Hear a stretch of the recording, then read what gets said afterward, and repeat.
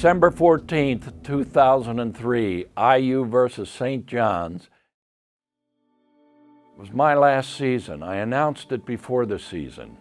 It was a season where we lost quite a few players through graduation.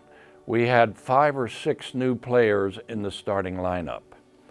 And after 11 games, counting 2 exhibitions, we had 2 victories.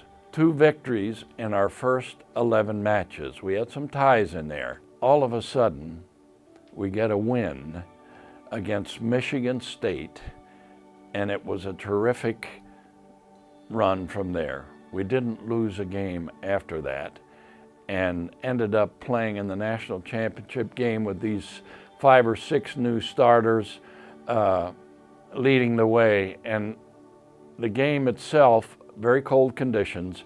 As a matter of fact, it ended with quite a snowfall coming down in those final minutes. And we're hanging on. We've got that 2-1 lead, and it was surreal watching the snow, trying to keep track of the time. But it was also another interesting story that was part of the drama of that year. 2 of our star players, Drew Moore, our defender, and Ned Grabavoy, our key playmaker attacker, were both called into the youth national team.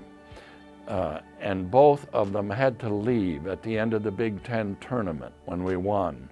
And we figured on the calendar that if we could make it to the championship game, they could get back to play for that game. And I remember being in the locker room as we're wishing them well after we win the Big Ten and saying, you know, have a great run with the national team, and we're gonna be there for you guys in Columbus for that championship game.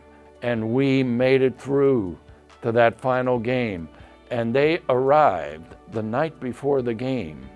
And sure enough, Ned scores the first goal of the game on a free kick, his first free kick goal of the season. And Drew, he was the man of the match in defense, had a tremendous, tremendous game. So what an interesting story inside of that championship for those 2 guys to come back and help us win it.